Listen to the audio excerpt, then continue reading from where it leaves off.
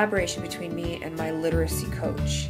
The district that I work for is in the process of piloting a new program by Fountas and Pinnell to effectively teach guided reading and centers and writing workshop daily. And because it is a piloted program, there is a literacy coach that guides us along our way to make sure that we are effectively rolling out the program the way that Fountas and Pinnell would like. So my literacy coach is just another colleague of mine.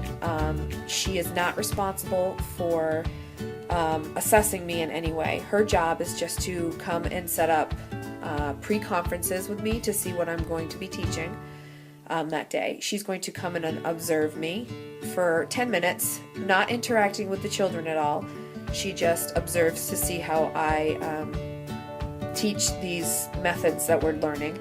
And then I have a post-conference, and that is to go over how it went and what would I have done differently and ask questions to what I would like to further my understanding of this technique that we're teaching. So the literacy coach today that I videotaped was my post-conference of how my interactive read aloud went. How do you feel that it went? It went okay, except for that a lot of them had already read the story.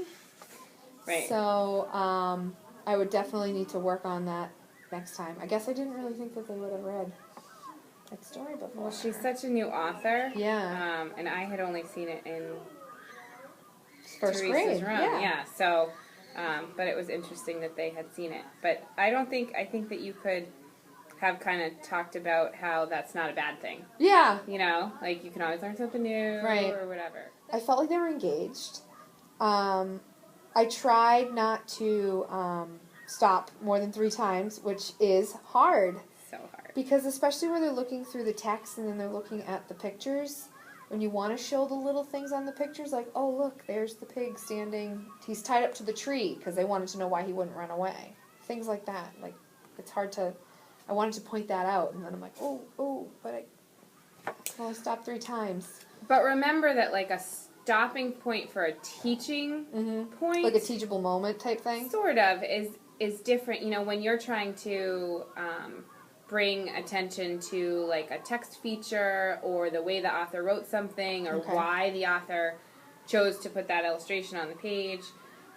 is different than saying, see, he's tied to a tree. Like, I think you can throw those little comments in. Okay. But that wouldn't be considered, because by doing that, you're not breaking the flow of the story. Okay. You know, like, there's sometimes that teachers, me included, have, like, stopped every other page, because it's like, oh my god, you gotta see this, let's talk about this. Yeah, and, But that's when that breaks the story, and then the comprehension breaks down, because you don't have that flow.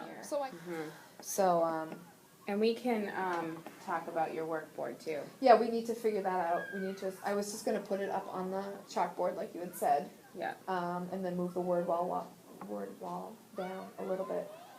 Yeah. And, yeah. Once you get that up and running, then and they're doing their independent learning, then you can start guided reading. Okay. But this is a way to, depending on the type of text, it's kind of a way to talk to the kids about the different teaching points that you might want to have during an interactive read aloud. Love it.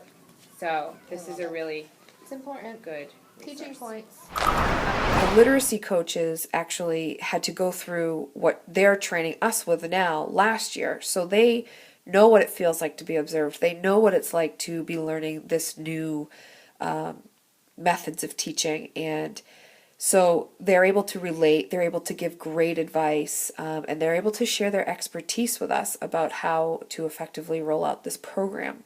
The other bit that I really like about this literacy collaboration is that there are regularly scheduled meetings. There's pre-conferences, there's observations, and there's post-conferences. And every week we have a monthly schedule, and we're able to see when our pre-conferences, observations, and conferences are. So it allows for us to prepare for these meetings. It allows for us to ask questions.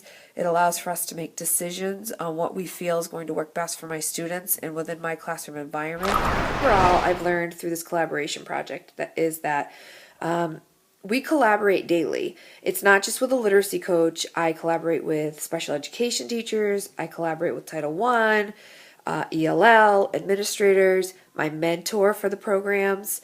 Collaboration is used every day, and it's really important for educators to find that common ground of working together so that we can all provide a fabulous learning environment for all our students.